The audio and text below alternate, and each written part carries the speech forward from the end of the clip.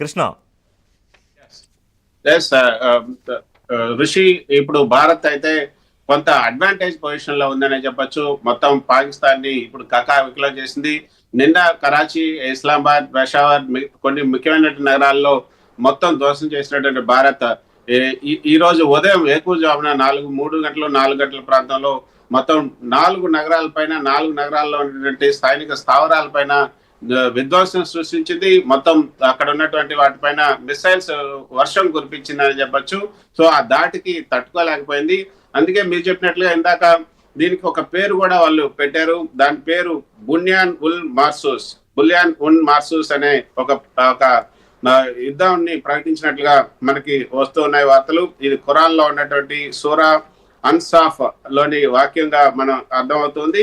అయితే దీని అర్థం కూడా ఏంటి అంటే, నిజంగా అల్లా తన మార్గంలో అంటే అందరూ ఏకతాటి పైన వచ్చి పోరాడే వాళ్ళని ఇష్టపడతారు.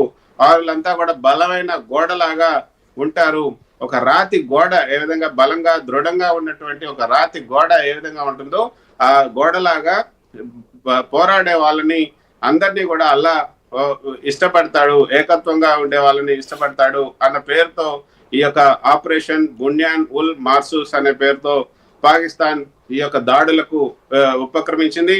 అందరినీ కూడా కృష్ణ, ఇది ఖచ్చితంగా చేస్తే గనక అతి పెద్ద తప్పు చేసినట్టు కాదా పాకిస్తాన్? ఒక రకంగా చెప్పాలంటే చరిత్రలో గతంలో 4 యుద్ధాలు జరిగాయి, ఇప్పుడు జరుగుతున్నది 5వ యుద్ధం అనుకుంటే ఈ యుద్ధంలో భాగంగా పాకిస్తాన్ అతి పెద్ద తప్పు చేసేసింది కృష్ణ. ఒకవేళ మిలిటరీ అటాక్ కనుక పాకిస్తాన్ సిద్ధం అయితే దిగితే దాని తాలూకా పర్యవసానాలు ఏ రకంగా ఉంటాయో తెలుసు. అంటే పాకిస్తాన్ ఉనికికే ప్రమాదం వచ్చే పరిస్థితిని తనకు తానే తెర తీసుకుంది పాకిస్తాన్. మీరు చెప్పినట్టుగా the very strong and solid forces, అంటే శక్తివంతమైన ఐక్యత అని పాకిస్తాన్ పేరు పెట్టుకుంటే ఆపరేషన్ బనియన్ ఉల్ మర్సూస్ అని భారత్ తాలూకా శక్తి తెలీదా? 140 కోట్ల భారతీయులు ఐక్యత ఏ రకంగా ఉంటుందో గత కొద్ది రోజులుగా చూస్తోంది. భారత ప్రధానికి మనం పూర్తి స్థాయిలో మీ వెనకాల నిలబడ్డామని చెప్పేశాం. అలాగే రాజకీయాలకు అతీతంగా పార్టీలు కూడా పూర్తి స్థాయిలో సన్నద్ధం చేస్తున్నాయి. మతం పేరు అడిగి కాల్ చేసిన పాకిస్తాన్కు 140 కోట్ల భారతీయులు మతంతో సంబంధం లేకుండా ఏకమై నిలబడిన పరిస్థితికి జరుగుతున్న యుద్ధంలో ఏం జరుగుతుందో పాకిస్తాన్కి తెలియదా కృష్ణ? ఖచ్చితంగా అంటే మనం ఆపరేషన్ సింధూర్ అని పేరు పెట్టాం కాబట్టి వాళ్ళు కూడా ఆపరేషన్ బున్యాన్ ఉల్ మార్సూస్ అని పేరు పెట్టినట్లుగా వాళ్ళు సమర్థించుకుంటున్నారు. ఇది సైనిక చర్య లేకపోతే దాడి, ప్రతి దాడులకు మాత్రమే ఈ యొక్క పేరు పెట్టుకున్నామని వాళ్ళు బొంకే ప్రయత్నం అయితే చేస్తున్నారు. సో దానికి వాళ్ళు ఈ యొక్క ఆపరేషన్ బున్యాన్ ఉల్ మార్సూస్, ఆపరేషన్ సింధూర్ కి ప్రతిగా ఇప్పుడు ఆపరేషన్ బున్యాన్ ఉల్ మార్సూస్ అని పెట్టుకున్నట్టుగా తెలుస్తుంది. సో ఈ ఆపరేషన్ బున్యాన్ కి సంబంధించి ఇంకా ఎక్కువ సమాచారం మరికొద్దిసేపట్లో తెలిసే అవకాశం ఉంటుంది. కానీ మీరన్నట్లుగా ఈ విధంగా ఆపరేషన్ కనుక వాళ్ళు భారత్ పైన దాడి చేయాలి లేకపోతే భారత్ పైన యుద్ధం చేయాలని కనుక నిర్ణయిస్తే దానికి ఖచ్చితంగా పాకిస్తాన్కి భంగపాటు తప్పదు. ఎందుకంటే గత 2-3 రోజుల నుంచి మనం చూస్తున్నాం, వాళ్ళు ఎన్ని వందల డ్రోన్లు ప్రయోగించినప్పటికీ కూడా వాటిన్నిటిని కూడా చాకచక్యంగా ఇంటర్సెప్ట్ చేయగలుగుతున్నాం, వాటిని న్యూట్రలైజ్ చేయగలుగుతున్నాం. భారత్ దగ్గర ఆ శక్తి ఉంది. భారత్ సైనిక సంపత్తి, తర్వాత భారత్ యొక్క ఆయుధ సంపత్తి చూస్తే వాళ్ళు అందరూ కూడా ప్రపంచం ఇప్పుడు నివ్వెరపోతున్నటువంటి పరిస్థితి మనం చూసాం.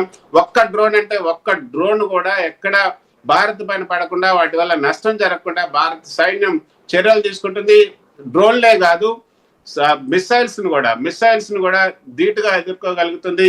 మొత్తం 8 మిసైల్స్ మొదటి రోజు, ఈ రోజు కూడా 2 మిసైల్స్ భారత్ పైన ప్రయోగించే ప్రయత్నం చేసింది. ఫతా 1, ఫతా 2 అంటూ 2 మిసైల్స్ ని భారత్ పైన, బాలిస్టిక్ మిసైల్స్ ని కొద్దిసేపు క్రితం వేకుజామున శ్రీనగర్ పైన దాడి చేసే ప్రయత్నం చేసింది. అప్పుడు వాటిని కూడా తిప్పికొట్టగలిగింది. సుదర్శన్ 400, అదేవిధంగా ఆకాష్, వీటన్నిటితో కూడా న్యూట్రలైజ్ చేయగలిగింది. సో మొత్తానికి భారత్ వైపుకి ఎంత ప్రయత్నం చేసినా వాయుసేన, పాకిస్తాన్ వాయు మార్గం ద్వారా మన భారత్ లోకి విధ్వంసాన్ని సృష్టించాలని పాకిస్తాన్ చేస్తున్నటువంటి ప్రయత్నాలన్నీ కూడా భారత్ తిప్పికొడుతుంది. కాబట్టి వాళ్ళకి వేరే మార్గం లేదు, వేరే గ్రౌండ్ ఫోర్స్ ద్వారానే వాళ్ళు యుద్ధం చేయాల్సి ఉంటుంది. ఇక అయితే మొదట ఈ ఎయిర్ ఫోర్స్ ద్వారా వాళ్ళు మనల్ని నిర్వహించే ప్రయత్నం చేసి కింద భూతల యుద్ధం చేయాలని ప్రయత్నం చేస్తున్నారు. అయితే దాంట్లో కొంత ఎక్కువ నష్టం మనకి జరుగుతుంది. అక్కడ ఏదైతే సరిహద్దుల దగ్గర చిన్నపాటి మోటార్లు, అదేవిధంగా శత్రుఘ్నులు, ఫెరంగులు వీటన్నిటిని ఉపయోగించి బాంబులు పేల్చుతున్నారు. అవి 1 కిలోమీటర్ దూరం వరకు కూడా వస్తున్నాయి. దానివల్ల కొంత సివిలియన్స్ కి నష్టం జరుగుతుంది, సివిలియన్ ఆస్తులకు ఎక్కువగా నష్టం జరుగుతుంది.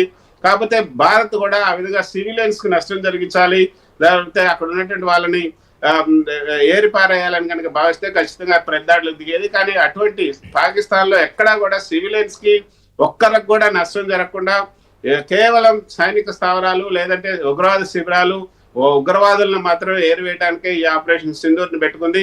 కాకపోతే పాకిస్తాన్ కనుక